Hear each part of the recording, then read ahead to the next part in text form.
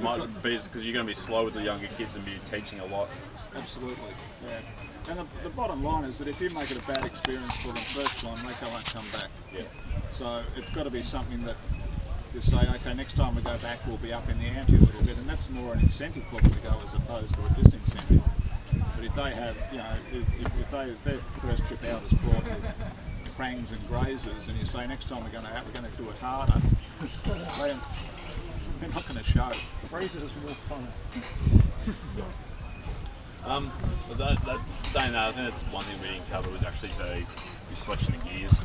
Yep. Yeah. I think we really need to actually sit down, get off the bikes for a bit and actually talk about it like we are now. We mentioned it a little bit on the difficult climb. Yeah.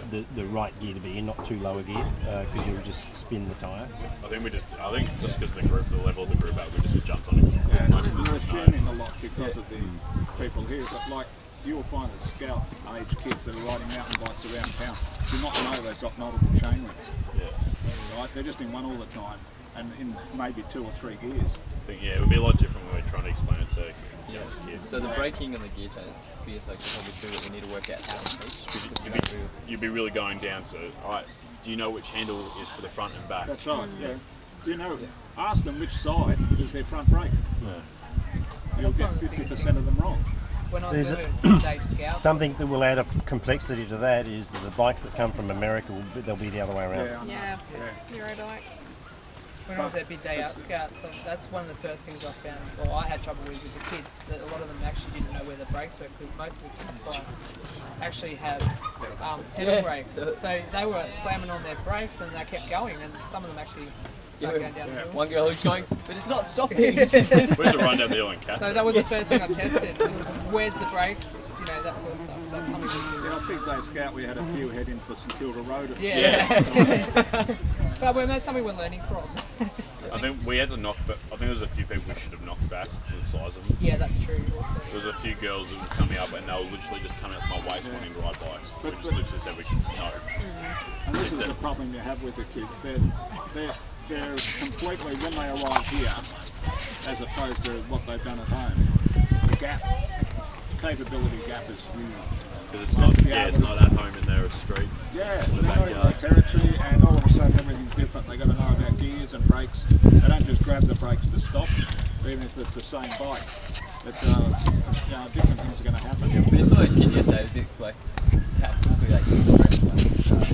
It didn't take much coaching. No. Going over to see. I think it'd be group to group.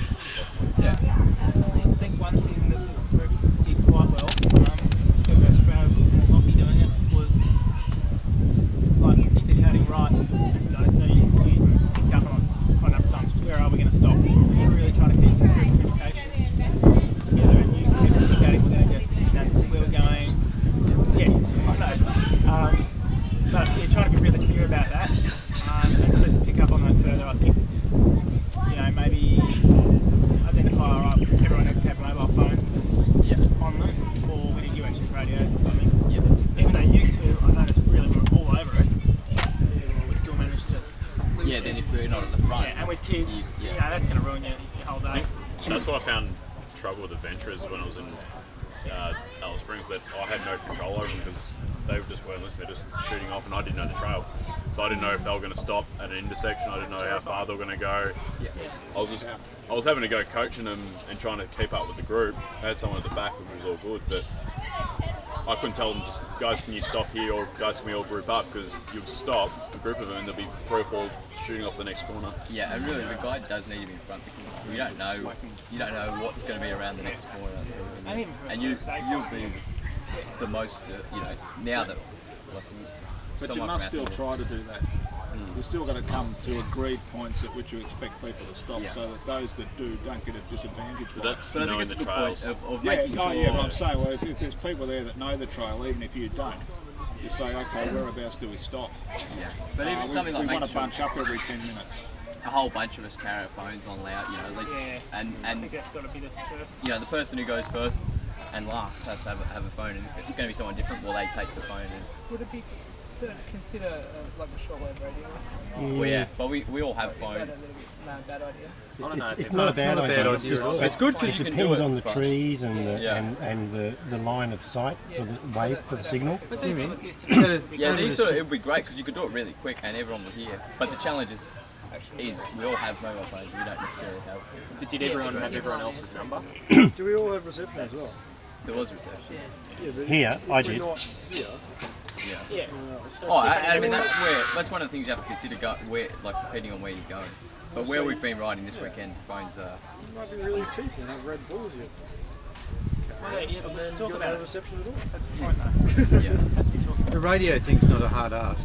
yeah, It's an easy application. yeah. But we have no money. No, but most of us have access to That's the something issue. Get off the that phone. could be used. Yeah, so it's not having helmets.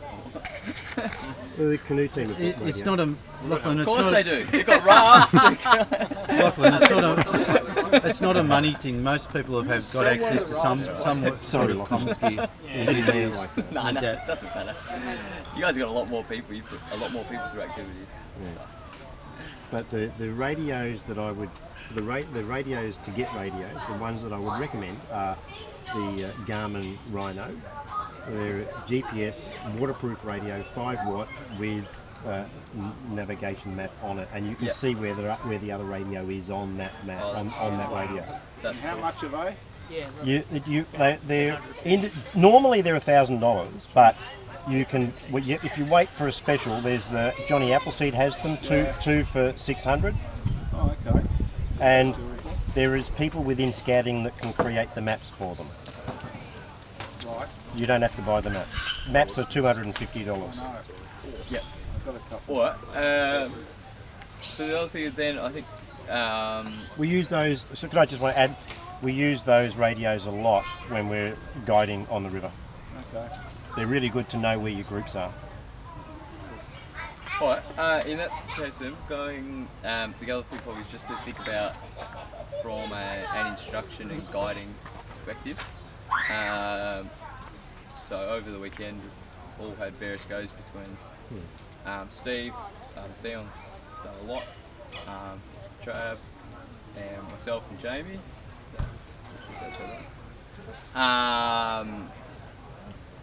Is there any feedback around the guiding and instruction as a whole? It was sort of said a little bit last night, just maybe not to the whole group, about when we had the Cubs, the scouts down there, and we gave them a whole lot of instructions. It's like, you got to do this, you got to have your butt forwards, this is how you brake, this is how you go under there, over there, and it was just eyes glazed over. Yeah, and We all nearly fell off. Well, they did have like eight instructors or wannabe instructors to like yeah, two true. kids. But yeah, it's just trying to, okay, let's tell you this, okay, let's go for a ride, and then, like, they didn't need to know how to go onto the limbo bar or the stuff. They'll try it. Yeah. And then if they've tried it once, they go, okay, well, that didn't work, let's try it this way. Or, So do we have to come up with an approach to all this training to cover all these things we've talked about? I can just see his eyes.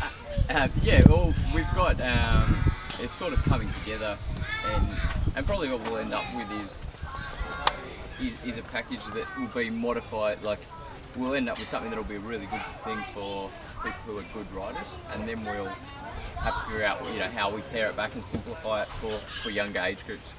Yeah. But I think compared to what we got was pretty close to what was delivered last time when the guys came over to South Australia. So I think we've done. They're experts in teaching. Yeah. It's just So I think it was reasonably successful in I think it sort was of replicating that. Yeah.